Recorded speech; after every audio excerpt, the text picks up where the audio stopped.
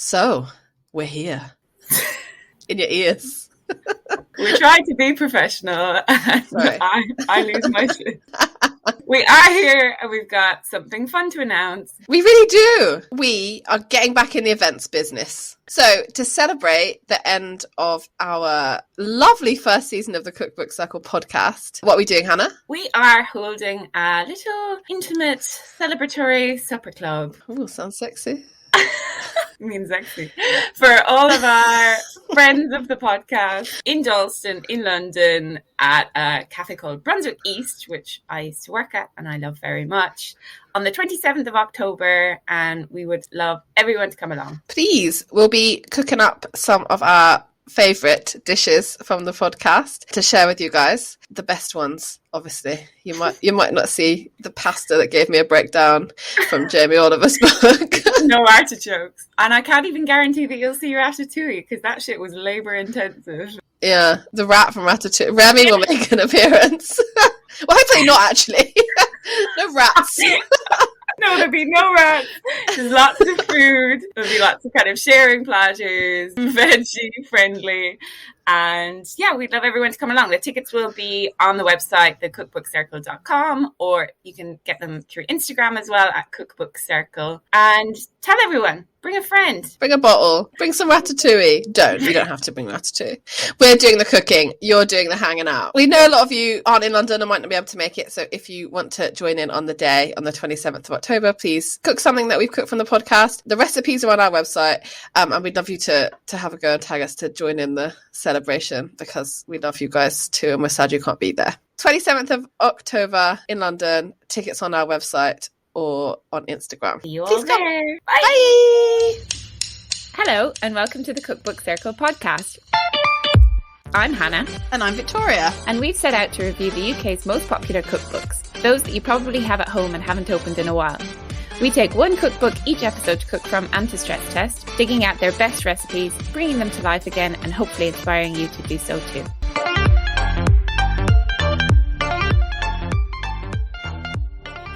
Hi, Hannah. Hi, Victoria.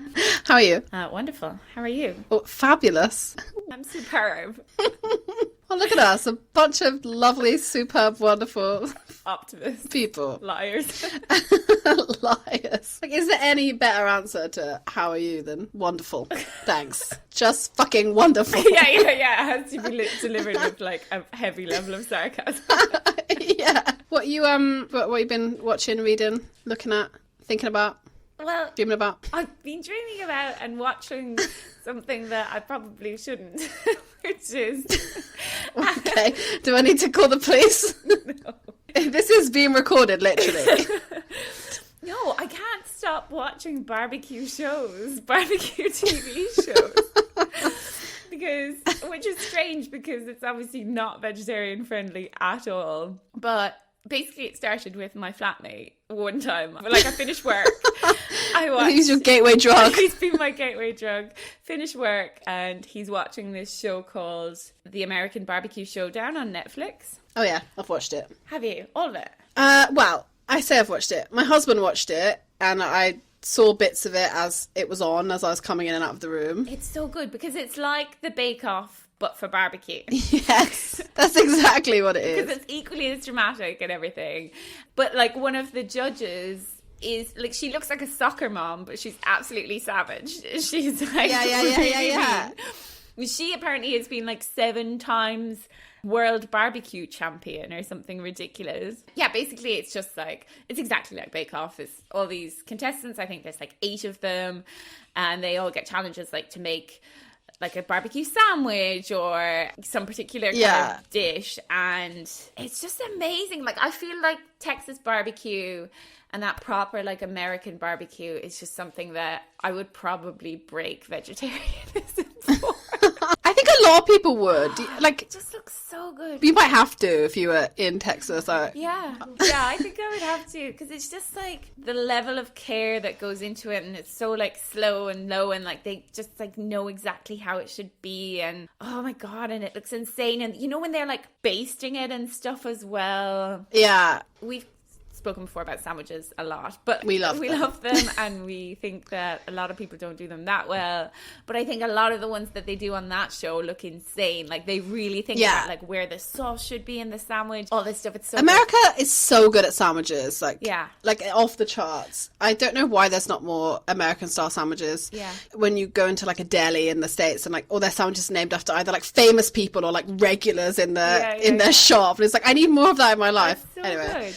But it's always like I was saying this to you the other day, wasn't I? It's always really soft white bread that they do their sandwiches on. Yeah, it's none of the stuff that we do here, like focaccia and like sourdough and all that shit. It's just like soft bread, and then it's all about the fillings. Submarine rolls. Yeah, totally. Yeah. And then because this really into this, I still haven't finished it. I just have been watching lots of it. And then I started watching the Chef's Table barbecue season. Yes, so good. Which is so good as well. It's not all barbecue, right? Sometimes it's cooking in like a pit in the ground. It's all about like kind of cooking with fire. And yeah. But that is also incredible. If you haven't seen that, anyone, then please do watch it because it will just make you want to go to all of these places. It's just amazing. Oh, because I think they're the best ones of Chef's Table, the barbecue ones, because they're like the milk bar one or the ones where it's like it's not super fine dining. It's just like this really interesting casual chef who has an interesting story, but whatever. It's all shot so beautifully, and it's food that you can actually imagine yourself eating. I think that's it, rather than going to like, you know, having to fly to Sweden to go to Norway to get into the mountains or wherever that one is that they do. And then it's like, that's great, but I'm never going to eat that food. No, I know. Because one of them is like quite an older lady, I think. Yes, yeah. You see her, like, she gets up really early. I think she gets up at like 1 a.m. or something to start the barbecues, and like people are queuing by like 8, and it's just this amazing tradition, and it looks so delicious. She's like mopping all these bits of meat on the barbecue with sauce. It's just incredible food. I totally agree. That is like some of the best like Chef's Table stuff, because Chef's Table is already wanky enough without it being about fine dining as well. It's a bit more real when it's those kind of people, actually. Also, the thing that's good about BBQ Showdown and Chef's Table as well is that I feel like some of the barbecue shows that have come before it that are similar, you feel very like toxic masculinity. Yes. Well, you know, it's all like big beardy men with beer bellies like shouting at each other and telling you like, fuck you, I'm better than you. But then barbecue Showdown isn't like that at all. Like there's people from all over the country and they're from all different backgrounds and they're just great. And like they take the piss out of each other a bit, right? Like there's the Yankee ones that are from the north and then the ones that are from like barbecue country. But I think it's not about like, who's got the biggest dick, basically. It's more about who's best at the cooking. Yeah, they all have these amazing southern accents as well. They're so good. Anyway, it's great. Yeah, please watch it. Let us know what you think. But no spoilers for Hannah. I'll let you know if I break and eat meat, but I'm not going to do it. I would do it if I was there, right? Like if you went to one of those places, there's just no way you could be like, can you put some halloumi on there? Yeah. Do you have anything for veggies? They're like, yeah, just the Texas toast. I feel like I'd get like run out of the place. But yeah, you've been queuing since 8 a.m. But there it is. There's my butt. That is not what we're here to talk about today. What? It's not? My butt. My butt or BBQ Showdown. We have a new cookbook to talk about for a whole episode. And we're staying in America. We are staying in America. Thank God. No France. I'm joking. I love you, Paris. We're in America. This is a book that's only about baking, right? Like it's a baking book, and we haven't done a baking book on the pod before, so that was exciting. So the book is Dorie Greenspan, Baking from My Home to Yours. Oh, so cheesy, isn't it? It's so cheesy. I love it. From my home to yours. You can imagine it like coming across the screen on like a da, da, da, da, da, da. With a lovely like flourish font. And like dusting some confectioner's sugar. In like a penny. Yeah. I love it. Oh, so pure. Not enough of that. You don't get that on the BBQ Showdown. No. But I'm excited to talk about this one. Me too. It's just a little bit different for us. It really is. And I feel like even though baking is what I would do more of, I don't have many like solely baking books. You'll be shocked to hear that the only other one that I have is Ottolenghi's called Oh, no way. Sweet, which is possibly my favourite cookbook ever, just because it's just very, very, very, very good. But do you think we might have mentioned Ottolenghi in every single episode of this season of the podcast? Possibly, but I think it would be me, not you. Yeah, I'm trying to be polite by saying we, but you know. But I mean you. You called yourself out there. You know, I'm a big fan. He's your guy. He's my main man. But yeah, all that's to say that that's my only baking book that I have. So I think that it's still rare to just have a really good standalone baking book. So that's why it's interesting to talk about this. Yeah, and it's a chonker. But we can get onto that. Shall I tell you a little bit about Dorie Greenspan? Please do. I don't know anything at all. I was going to say, do you know anything? No.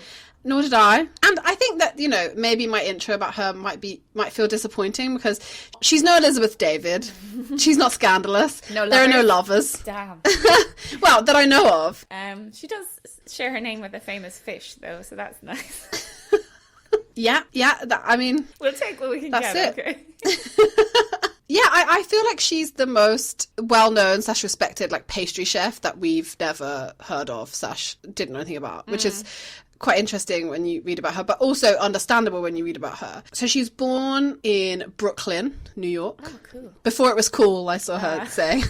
Before it was cool. In 1947. Wow. She talks a lot. So I've listened to some podcasts with her and I've read some interviews with her, but there's not that much. Usually when she brings a book out, there's not that much otherwise. But she talks a lot about how she didn't learn to cook until she got married. Oh. But she did get married at 19. Ah, okay. And she's still married to the same person. Wow. So only one lover. That's statistically very unusual. Yeah. She was in college. Yeah, she got married at 19 to her husband, who she's still married to. She talks about how she didn't cook until she wasn't married because when she was like 13 or something, her mum and dad wouldn't cook. They weren't she didn't live in a family where they cooked very often. It was just a lot of, I think, ready meals and things. And she had her friends round one night when her parents weren't there and they were hungry. And so she decided that she wanted to make French fries, but she'd never seen anyone cook before. She talks about how she didn't understand how things work, but she thought, I know how to make French fries. So she boiled a pot of oil and was going to put this frozen chips fries in this boiling oil because that's what she'd seen. But that caught on fire and she, burnt her parents' kitchen down, basically. Shit, no way.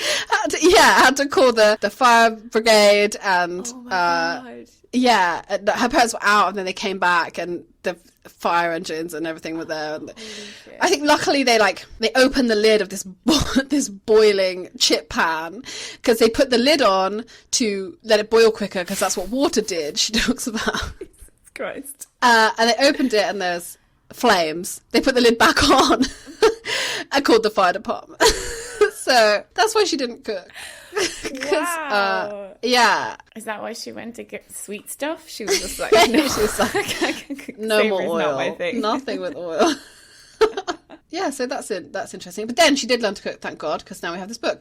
Like I said, no scandal, but she seems super sweet and I'd really like to meet her. And you get that from this book. It's very homely. And I mean that in a British sense of the word, because I learned, not recently, but at some point that the word homely in American English means ugly and bad. Oh. Yeah. So if you say a woman looks homely, that means she's ugly. That's so savage and mean. I know. Yeah. But that's not what it means in British vernacular. It means just nice and warm and, familial. Cozy. Yeah. Yeah. Do you think she's a bit like Mary Berry? Do you have those vibes? Would she be like... Yeah, but cool. Okay, cooler than Mary Berry, right? Yeah. Have you seen a picture of her? Briefly, I think. Maybe I'll look her up right now. She seems very cool and... Oh, she is a bit cool. Oh, yeah, she looks like those ladies that, gets a profile in Vogue or something. Exactly. But super family orientated and talks about that a lot in her interviews and things like that. She specifically recently actually has been talking about her son and daughter-in-law who would live with them during COVID and lockdown and everything. All right. And now have a baby got pregnant when they were living with their parents. Ooh. What a thing to do when you're, I mean, you know, I guess that speaks to her, like, you know, how welcoming she is as a mother-in-law, that you'd want to get pregnant whilst living in your in-laws' house. Let's hope her and her hubs were out for a walk at least. Yeah. Oh, God. So, yeah, she's just become a grandparent and she's thrilled about that. You read a lot about what she says about where she lives. She says, I live in New York, Connecticut, and Paris. I mean, apart from Connecticut, that's all very cool. It's 66% cool. Yeah, Connecticut is a bit like, you know, soccer mommy. Like, Yeah, like, I think it's the Babysitters Club, I think. But I imagine it's all like massive houses and like, you know, it's all just full of rich New Yorkers who've moved out of the city. Like a suburb, like a... I don't know. I've literally got no idea. Let's just project all of our feelings with a not grounded in fact. We hope she likes Connecticut. She's written 13 cookbooks. Wow. The latest one comes out later this year, just in time for Christmas. Ooh. It's a baking book. And it's called Dorie. Sweet, salty, and simple. Like me. No comment? So yeah, 13 books, and I hadn't really honestly heard of her. But what I learned is she's quite famous for co-authoring books. So the book she's most famous for is Baking with Julia, which she wrote with Julia Childs. Oh, shut up. No way. Yeah, which was a TV show. So it accompanied the TV show that Julia Child did about baking. It was called Baking with Julia. And then Dorie Greenspan wrote the book. Wow. With Julia. So they were like very good friends, worked in a team. So people just constantly ask Dorie what it was like to work with Julia and blah, blah, blah, blah, blah. It's so cool. She won a James Beard Award for that book. She won a James Beard Award for this book that we're going to talk about. I think she got 5 total. Wow. So That's amazing. she's a big deal. She wrote a book with Danielle Ballou. Wow. It seems to be, if you're a fancy chef, but you want to write a baking book, you know, you want to talk about baking, you go to her. She's your woman. She writes for the New York Times. She's a columnist for the New York Times, so you can see all her recipes on the New York Times cooking site, which is great. That's so cool. I wonder if we looked at all of her book titles, if they're all as warm and fuzzy as this one. I think they are. Yeah. There's another one that I literally can't remember now, but yeah, it was like, felt like kept getting mixed up with this one. It's quite similar. Oh, Baking Chez Moi? Is it that one? Yes. Oh. Yeah. Or Around My French Table. Nice. I don't know what nationality my table is. Oh, you don't have a number? I've got a French table, I've got an Italian table. I just get them out of the cupboard, depending on what kind of pie I'm hosting.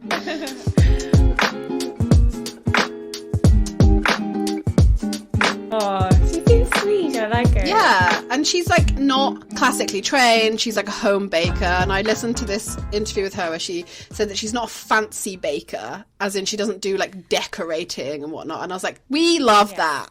That's you and I. We really do. Yeah, that was the thing I was the worst at in Paris. I was so bad at the decorating, and I continue to be, because I often think that like really heavily decorated stuff tastes a bit shit. Tastes bad. And I think there's a real trend for it at the moment, like Instagrammable food that then just tastes like shit. But no one cares about that because you've paid £8 for a slice of cake that looks nice.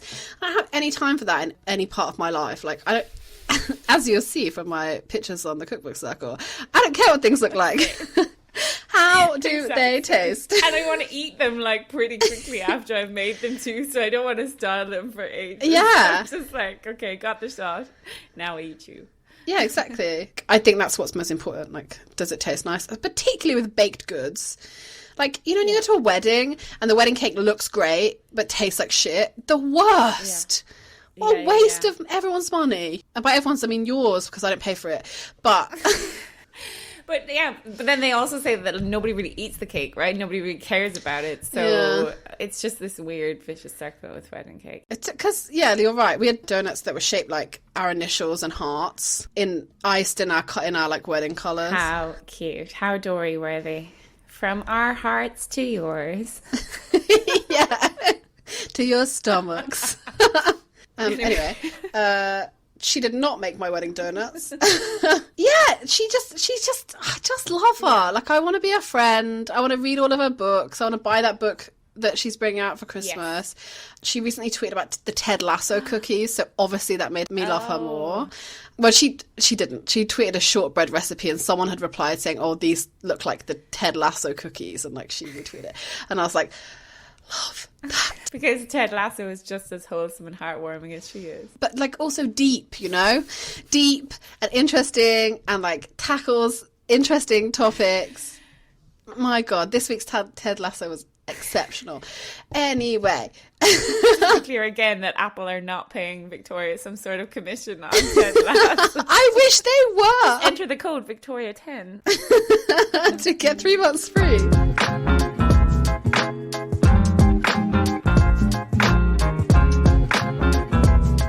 Yeah, I think it's all lovely. It's all like home baking. There is fancy cakes, like celebration occasion cakes, but otherwise there's just a recipe for every other time that you'd want. Yeah. Like this book has a whole section on breakfast, which I loved. Yeah, me too. And then there's cookies and then pies and just everything. And it feels, you know, I've said it before, I love that like American baking thing. Yeah. And like, obviously the problem, and I think we'll go into this quite a lot, is that it's all in fucking cups. There's no grams to be seen, not even any ounces to be seen. No. It's all cups and tablespoons. Hannah is furious. Like, shoulders have gone up by her ears. And she's like getting ready for a rant.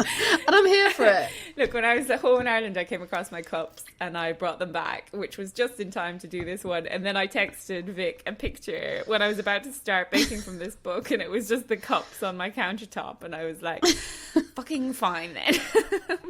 Fine, I'll give in. I can give in to cups, but sticks of butter, I cannot. Like, well, you physically can't. What is we don't do that here, lads. That? But I've never even seen what it really is in the US. Like, do they sell them in, like, sticks? Maybe. Yeah, I don't know, I guess. It's just who has the time for it? On their, like, electric scales, which we know they don't have because every book says, invest in a pair of scale. Yeah, Thomas Keller said that we should learn how to use them. Electric scales. Yeah, so complex. Thanks, Thomas. There's like a stick thing where you go through the units. It's like ounces, pounds, grams, milliliters, sticks. Oh, yeah, God. I'm forever, you know, talking to my phone. I was going to say, hey Siri then, but that just looks like we're even more sponsored by Apple, but we're not. You know, asking it how many grams in a stick of butter, and then like trying to do the maths for like 1 1/4 sticks. Yeah. And like bullshit. Very stressful. Just not the way I want to bake ever. What did you think of this book? I feel like I've waxed lyrical and got excited about it, but did you tell me your thoughts? I really like it, actually. It's the kind of book that when I baked for a cafe and I would have to bake just lots of different things for the counter, I wish I'd had a book like this to hand. Like, we definitely had a few, but the range of stuff in here is huge because you've got like you said, the breakfast stuff, but then there's like cookies, and then there's pies, and there's like tarts and turnovers and stuff like that, and loaf cakes. There's like literally every kind of category that you could dream of. Yeah. And I found that everything was like quite, maybe it's the cups, but everything was quite quick and simple. Yeah, I think it is the cups. Yeah, maybe. Oh, it kills me. Or maybe it's us giving in to the cups, right? Yeah. But like, even like I said, the only other baking book I have is Sweet, but a lot of that is quite involved. You're preparing separate things for the bake. Yeah. Whereas with this, it's generally kind of like 1 or 2 bowls maybe for something, and like kind of wet to dry and all very just straightforward. And bish bash bosh. So there's not much like waiting around or anything. All the cookies like looked. It killed me not to even just do all cookies for this, because I just feel like Americans do cookies extremely, extremely well. They do. We'll give you that. Yeah, we'll give you guys that. I think and barbecue. Cookies and barbecue. What a dream night. What a day. Yeah. It's very big. It's very big. Yeah, but I think that's good, because if you had a craving for something sweet, or you thought, oh, I want to bake this weekend, you're inevitably going to find something in here that appeals to you. So when I was leafing through, I was just like, yes, want to make that. Yeah, it was great. Yeah, I have so many things marked, and it's kind of seasonal. So like, if you did have like a glut of some kind of fruit. Yeah. Or it, you know, there's she talks about how she loves pumpkin actually, and so there's like a few like pumpkin pie recipes. They love a pumpkin over there, don't they? Yeah, we don't get the pumpkin in jars though. You can buy it sometimes around like Thanksgiving time. Yeah, it was like £7 a jar. It's gross. I'm not gonna lie. I can't get on board. I made a pumpkin pie once, and I struggled. Pumpkin is not, it doesn't work as best magic in a pie, but pecan pie, hook that shit up to my veins. Oh my God, it's so good. It is the best. It's not in this book, but I heard her talking about Thanksgiving, and someone was asking her what her Thanksgiving table looks like, and she talks about how she makes a pecan pie and puts like chocolate chips in it, and I was like, that sounds fucking great. Like, chocolate chips make heavy appearance in this book. They're everywhere. Yeah, they do. So, what about that for a transition? What did you make? I made 2 things. Woohoo. I could have made more probably, but I felt like I was all sugared up after these. Yeah. The first thing I made, I think I buggered it up a bit. And I'm questioning myself now, because I feel like it was the first thing I made and I was a bit disappointed with it. And then I was kind of like, oh God, what else am I going to make here? But actually, I think it was something I did wrong and I still haven't figured out what that was. But it was the cardamom crumb cake. Ooh, I saw it. I was into it. Yeah, I love cardamom. And I feel like it cuts well through a lot of sweet stuff. It's not like overly sweet. Which I will say that some of the stuff in here does look a bit overly sweet sometimes. Yeah, I have things to say. There's a lot of raisins and currants as well kind of show up in this. And it's not that I dislike them, but they're sometimes where they don't belong, I find, in this one.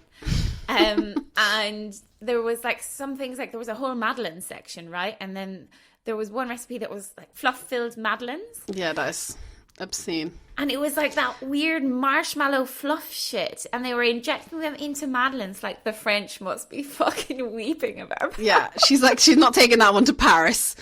No, absolutely not. So there was a lot of very sweet stuff. So all that to say, when I saw the cardamom crumb cake, I was like pretty sure that I would like that. Would you pick a cardamom bun over a cinnamon bun in a little Nordic bakehouse? Yeah, 100%. Yeah, me too, actually. I love them very much. Cinnamon's fine, but it's a bit everywhere, and it's very overpowering. But anyway, you make, for this, it wasn't hugely labor intensive, but you make this kind of crumb first that it gets scattered on top of the cake, and that has just flour, walnuts, sugar, orange zest, some espresso powder. There's some coffee in this here as well that like makes it not too sweet, and butter. And you basically kind of just like rub all the dry ingredients together, and then it's almost like a crumble. You bring in the butter then, and you make these kind of crumbs. I thought there was maybe a little bit too much butter because it didn't hold its shape very well when it was baked, and I thought that was not great. But did you mismeasure your sticks? Maybe this all comes down to the sticks, because my problem then with the cake was, it's just flour, baking powder, salt, ground cardamom, espresso powder again, sugar. She doesn't seem to like castor sugar. It's always just sugar. It's all just sugar. Yeah, I noticed that. Weird. Orange zest, and then the kind of wet elements are like butter, melted and cooled, eggs, whole milk, a half cup of strong coffee, and vanilla extract. And basically it's just like mix all the dry ingredients together pretty much. You do this step where you rub the orange zest into the sugar, which I thought was really nice because that really gets the flavour in there. And then basically you just like mix in the wet into the dry. But when it bake it and you sprinkle over that crumb bit, and then it looked lovely, and brown food is the best anyway, but it was like when I ate it was just like quite dry and really uninspiring, and then it felt like maybe there wasn't enough fat in there or something. So maybe I did mismeasure the butter sticks, because I felt like more butter. Maybe there was too much butter in the crumb and not enough butter in the actual cake batter thing. Yeah, I know what you mean. I think this is the problem with, it's the problem with sticks, but it's like one of the ones I did is like a stick plus 3 tablespoons. It's like, what does that mean? What is that? at least put in ounces or something. Like, I can work with that. Yeah.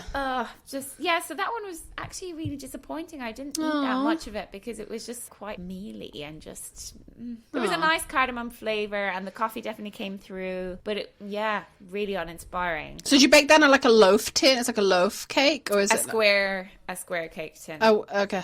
So it was. Yeah, maybe I should just give it another go because I feel like maybe I messed it up. But the second thing I made was much, much better. This is what I mean, because that's what makes me think that I did something wrong, because then the second one was great. But the second thing I made was the chunky peanut butter and oatmeal chocolate chipsters. That was on my short list. Was it? Fucking hell, they sound so good. Talk about like 3 great cookies individually. Oh my God. Oatmeal on its own, peanut butter on its own, chocolate on its own, chocolate chip. And then put them all together, which she pretty much says that they're just like 3 great cookies in one. Now, this recipe makes 60 cookies, which is fucking insane. They're big recipes. Oh, big recipes. But I think you could definitely, with this one, make the big batch and then freeze the like cookie balls individually and then just bake them straight from the freezer. That would be, I just love doing that. It's just my favorite thing. If you just get like a craving. And can you imagine that like late at night? Like you're just like, I just really want a sweet treat, and you've got a fucking chocolate peanut butter and oatmeal cookie in the freezer. We actually did that because I made all the dough, but I just cooked off a couple of them to start, and then I left the dough in the fridge. And then like late, I think like Saturday night or something last week, Jeff and I were like, oh, let's bake some off, and then we ate them with vanilla ice cream, and it was so good. Oh my gosh. But anyway, the recipe has a lot of things going on in there. Oats, flowers, baking soda, cinnamon, nutmeg, salt, butter, 2 sticks, peanut butter, 2? Chunky, yeah. 60 cookies is a lot of cookies. Here she says 8 ounces, so at least she gives the measurement. She says a cup of peanut butter, and she says chunky is her choice, so I'm with Dorie. But not natural. Is this when she says like not natural? Yeah, or smooth but not natural. Yeah, I saw that on I don't know if it's that recipe or another one with peanut butter, and I was like, interesting, because I wouldn't buy non-natural peanut butter. Yeah. But it must be something about the oils or something that just makes them too fatty, or they need the kind of industrial processing of Skippy. Yeah, she does recommend Skippy something is her. Skippy Super Chunk is her favourite peanut butter, apparently. That's like band name of the week. That was my nickname in school.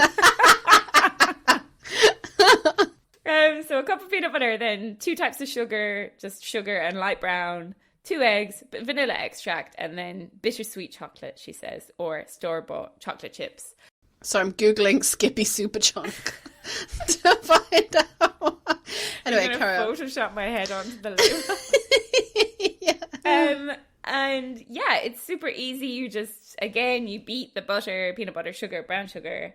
Then you add in the eggs and the vanilla, and then you put in the dried ingredients, and then you put in the chocolate chips, and then you just chill the dough. She says you don't even have to, but I always think you should chill the cookie dough. I agree. It's very important.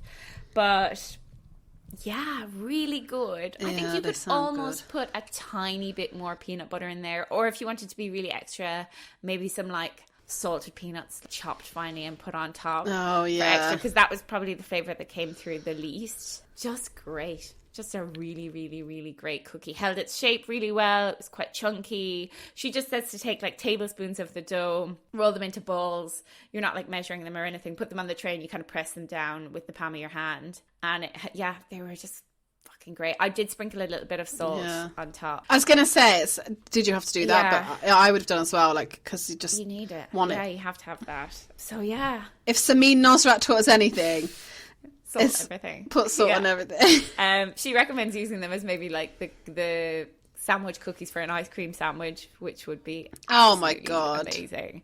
But yeah, these are great cookies. I really hope we can find the recipe and put them on the website, because everyone should make them. If you're into cookies, you're gonna like these. Who isn't into cookies? And I feel like also there's a lot of that in here. Like all of the cookies are just like, that's great, would make that, would eat that. Yeah. I was really torn between the chocolate malted Whopper drops ones as well. Did you see them? I made those. And I'm like, yeah. I did wonder if we might make something the same, because there were so many of these like big flavors I know that we both love, and like that we couldn't resist. Oh my god. I'm so glad you made them though, because I really wanted to. I was so close. Did you just... Anyway. Yeah. Tell me about them. We'll talk about it, but yeah. Okay, yeah. No, but that's me. That's all that I made. So we're ready to hear about you now. We're ready for the Victoria section. Ready to hear about me. Okay, I'll take over. Should I talk about the Whopper cookies first, because we just mentioned them? Yeah, and I really want to hear about them. Yeah, so they're called chocolate malted Whopper drops. Yes. Right? And I was like, weird. Does she mean Whopper like big? But what I found out is that Whopper is what we would call a Malteser. Oh. I think that's a name of like a brand of candy or chocolate that we would call a Malteser, like a ball of malt. Yeah, a ball of stuff. Ball of malt. Is there another band name there? Ball of malt. It's my wedding band. And it's a bit like those ones you made, the peanut butter and oatmeal and chocolate cookies, that you're just reading through the recipe and reading through the ingredients list, like, fucking hell, these are going to be so good. Yeah. So it's like flour, malted milk powder, or Ovaltine. Don't you feel like such a nana buying that in the shop? Let me tell you, who knows how expensive fucking Ovaltine is? Oh. It was like, it was £4 for a jar. But I was wondering, actually, like, when I was buying it, like, is there no Ovaltine, like, rip-off brands? But apparently so. Because there's no Malteser rip-off brands, right? You don't get own brand Maltesers. And I don't want to know about them if they do. Maltesers deserve all the credit there. What a great, great brand. My secret shame is I don't really like Maltesers. Don't you? Yeah, no, I know, and I don't know why. I just don't. They're not. I would never choose them as a treat. Don't feel excited about them. What I do love is a Malteser, like bunny or reindeer at Christmas with that. Like, I don't even know what it is. Like the goo in the middle of it. Like, fucking hell, like that's a shell to my bit. But what appealed to you about the recipe then? If you didn't really like Maltesers, because that was the big draw for me. It was. I feel like it's just so bold. Right. It's got Maltesers, whole Maltesers, and chocolate chips in. True, yeah. And it's a chocolate cookie with malt. That is some big dick energy in a cookie. So, same as you, like very simple kind of recipe, like easy to do. So she says to use a mixer. It was interesting. So you you don't cream, you beat. She talks about how for cookies you shouldn't cream the butter and sugar too much, because you don't want that much air in them, because you don't want them to puff up too much. So you beat sugar and butter, then you add the eggs, and then you add half of the dry mix, which is the flour, the Ovaltine, and cocoa powder. Wow. And I think a little bit of salt. You add half of that, then add some milk, some whole milk, and then add the other half of that. And when you've made that, she says, it should look like frosting, like chocolate fudge frosting, and it does. Like, it doesn't look like any other like cookie dough I've ever made. I wish I'd taken a photo of it, actually.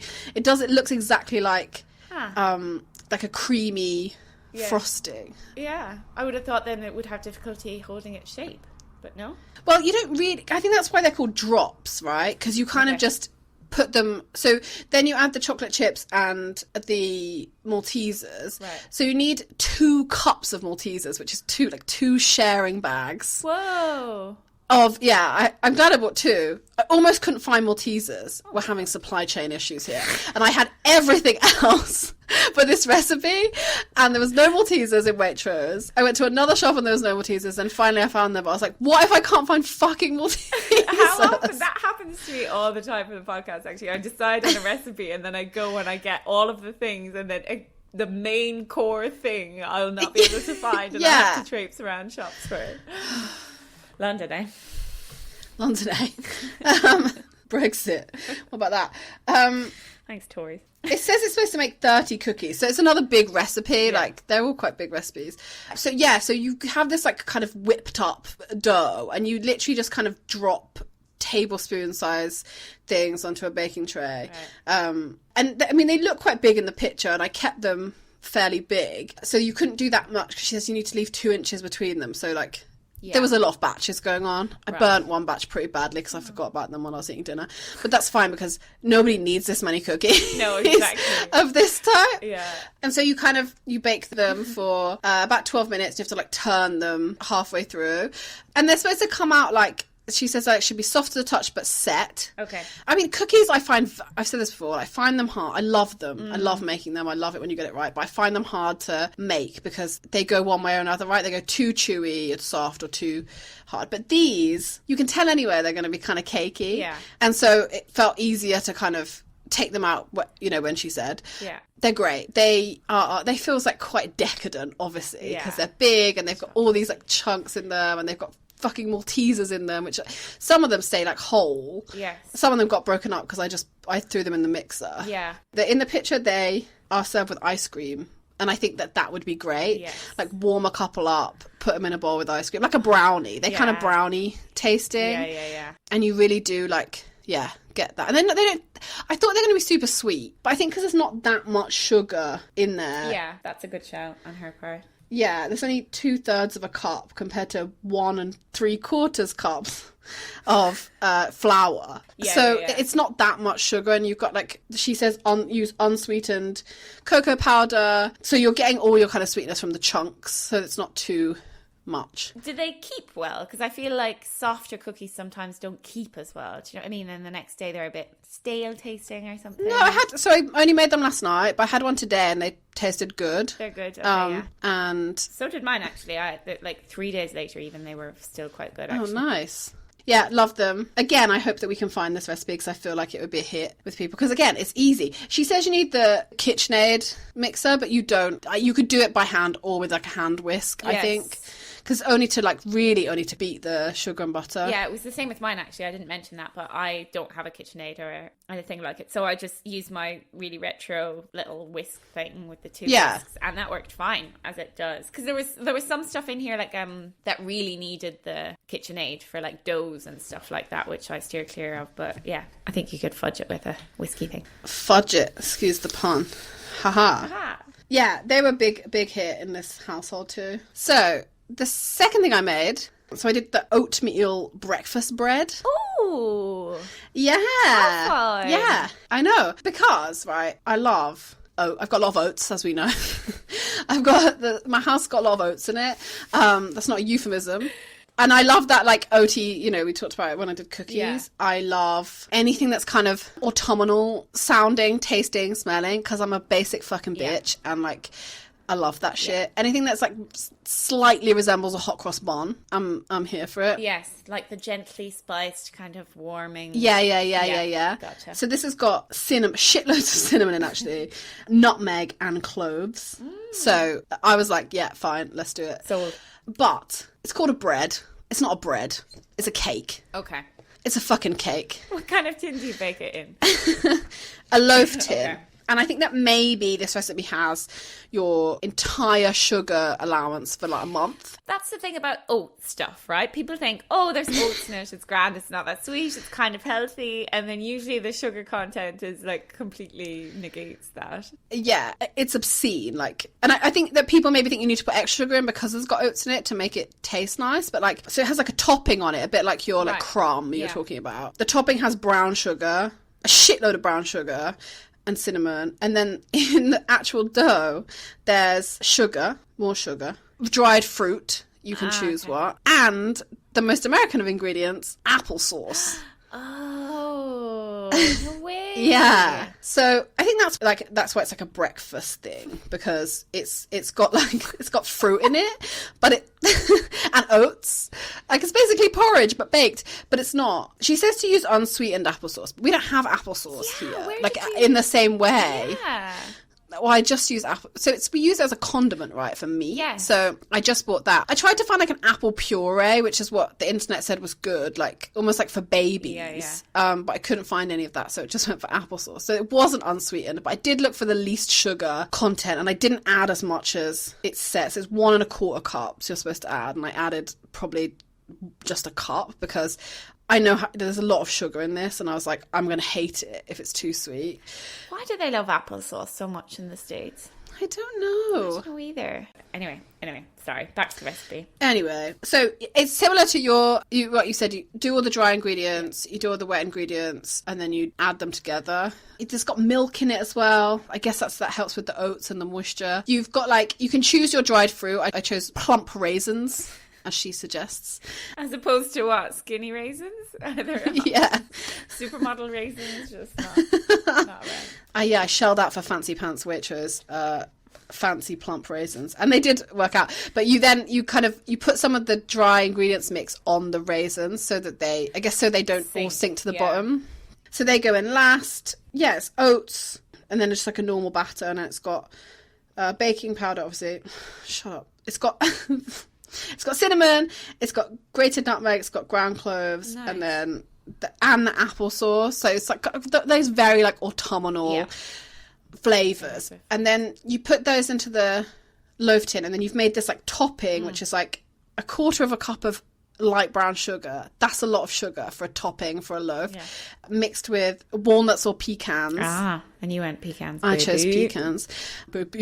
And some cinnamon. So that makes like a little topping. And that makes a lot of topping, and there's a lot of sugar. And I get what she's trying to do, like goes into like a crust.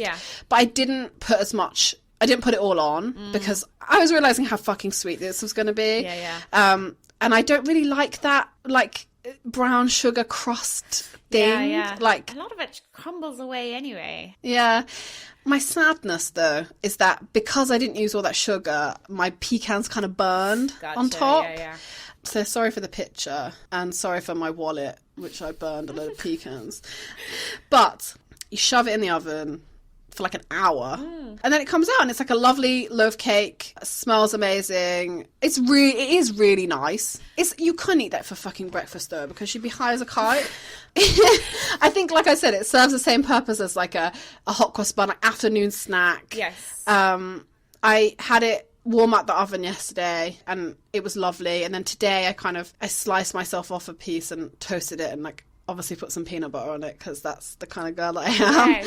And that was great. It's really nice. Skippy chunk? Super skippy chunk. Skippy chunky skips. Chunky. No, I only buy natural peanut butter, so...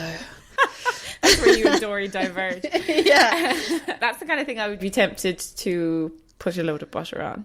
I imagine if that's what you're into, that would like counteract the sweetness. You could quite easily knock that up in an afternoon. And I wouldn't, if I made it up again. What? I'm thinking of like Dorie's son and his wife. Probably got easily knocked up in the afternoon as well. Sorry. Wow. Mine's in the gutter. Yeah, it is, yeah. Anyway. Yes, you could knock it up in an afternoon. And yeah, I wouldn't put the topping on it if I did it again. But I think, I think that would be nice on top of it. Like dried like apple rounds or something. Okay, like something that's not sugar. And maybe, again, if you could get like unsweetened applesauce. But really nice. Anything that you wanted to make? So much stuff. I really love this book. I'm going to come back to it. I think a lot. So my main like 2 bake things are obviously those cookies that you made. Yeah, you should make them. They're great. Yeah. You should. I must. Oh, I loved all the brioche stuff. The pecan, honey, something, sticky buns. Oh my God, they looked incredible. Yes. But that was one of the things that needed a KitchenAid, and I just don't have one. It's a brioche dough, and you just can't make that without a mixer. Yeah, and you need 2 days to do a brioche, right? Like I often don't have 2 days. The raisin swirl bread. I feel like you've made your feelings known about raisins, but I love them. They're fine. And this looks great. Yeah. There was a lot of peanut content in here, and I was happy about that. There was a caramel peanut topped brownie cake, which I felt like would send you into cardiac arrest probably, but I could live with that. And then my other thing, there was a tarte tatin, which I really appreciated because I love tarte tatin, but also appreciate it because she says to use frozen puff pastry for it. Yeah. And like, I've got a lot of respect for that. Yeah. But the thing, there's so much stuff. I'm like, the thing. There's like a cranberry upside down cake. Yes. That looks so good. That's on my list too. Yeah. And I think when cranberries come into season, because you need fresh cranberries. Yeah. When cranberries come into season, I would definitely think about making that because I love that. Yeah. And it looks so beautiful and colourful and everything. Yeah. My one thing that I kind of want to see more of from her are like savoury bakes, because I think she would be great at them, right? Like, so there's the savory corn and pepper muffins. Yeah. Which I thought about those. make. But like the first thing that I thought when I opened this was like, there has to be a cornbread recipe in here, right? Or like corn muffins or something. And there were, but they were really sweet. They had loads of sugar in. Yeah. If you go on the New York Times cooking site and or app, there's so much good stuff there. Like I think there's some stuff on Food 52 as well. Oh, nice. But yeah, she's great. Love Dorie. She's great. Shall we rate? Look at that segue. Let's rate. Someone buy me a Segway. So, to remind you, if this is your first time with us, God help you. We rate every book out of our very sophisticated rating system that I still have to look at the document to remember what the 5 criteria are. I know. What you don't know is Hannah is like stalling with her chat right now so she can get the document up to see what her Vic knows them off by heart and I don't. So, that's because I'm a goody two-shoes. Piss off. So we rate out of 5 things. These are usability and accessibility. That's 1. Ingredients used. Are these ingredients that are easy to find or that you might have to hand? Aesthetics. How it looks. You know that. Veggie friendliness. You know that. Inspirability. And for each chef or book, we change the rating itself based on them or something that's really common throughout the book. So for Dorie Greenspan, from baking from my home to yours, we're going to rate out of sticks of butter. Sticks of butter. Butter. You said that like an Irish person. Butter. I was trying to match your vibe, you know? So, Victoria, how many sticks of butter would you give? If I was to give half, do I have to give that in tablespoons? Yeah. Fuck knows how many. Yeah. Over here trying to get a fucking maths degree. Just trying to figure out. That literally happened when I was trying to make that the cookies. So ridiculous. So I'm going in big. Oh. And Dorie Greenspan gets 5 sticks of butter for me out of 5. Shit the bed. I know. I really like this book. So, usability and accessibility, like we said, the recipes that we made at least have been really quick. They felt quite easy, quite simple. There are harder ones in there. Of course, we steered clear of them. Yeah. You know, we're dedicated to our craft. We work really hard. Simple, easy. Ingredients used, yes, all fine, apart from obviously sticks of butter and applesauce. But there's ways round. So I didn't see anything that I couldn't find. Aesthetics, yes, there's lots of pictures, and I really appreciate that. There's not a picture for all of them. I've been trying to decide whether I want to eat the cake on the front of the book or not. I don't think I do. It's like a black and white cake. Looks like I would hate it, but it could be too creamy. Oh, chocolate cake in general, just there's more to life. Wow, what a take. Yes, it's veggie friendly, and yes, as you can tell, I am inspired by it. I want to go back to it and cook. I'm excited to. I feel like it's going to get a lot of use in my house. So it gets the big 5 from me. Wow. What about you? Interestingly, I don't think that there has been a more veggie-friendly book. There's not a single mention of meat. There's no gelatin or anything that I saw anyway. Maybe there is somewhere. But yeah, it has to get a point for that. It's not vegan friendly. So there's a lot of eggs, a lot of butter. That would be interesting if Dorie ever did a vegan baking book, because I feel like, vegan baking is still so in its infancy. I am going to give this 4.5 sticks of butter out of 5. 4 sticks and 5 tablespoons. Who knows? 4 sticks and a, promise. Promise. I agree with everything that you said, apart from I'm docking off half a point for aesthetics. Wow. Well, it's fine. It's nice. But I feel like that cover shot could have been better. Do you know what it is? It's that it's not... The cover and everything is probably not fair to the quality of the recipe. Yeah. If I saw this on a shelf in a bookshop, I'd be like, no, I'm okay, thanks. But actually, when you open it up, there's loads of really good stuff in there. So I just don't think it's doing itself justice. I would counter that with... Hit me. I agree. But it's difficult to make a cookie look good for a front cover, or a brownie, or I find that with taking my photos of the cookies, it's true. how do you style them? I know. But you know, I appreciate and respect your decision. Thank you. I appreciate that. I appreciate you. So next time Next time is on the Cookbook Circle. Thank you, Law and Order SVU. Next time is our last book of the season. I know, I feel quite emotional and sad about it. But not our last episode, don't worry. We will treat you to a wrap-up episode that we have no idea what the contents of that look like. Don't say that. We're very organised. We plan these things months and months in advance. Yes. I already have the book for next time. I've already cooked stuff from it. She does in my eyes. No.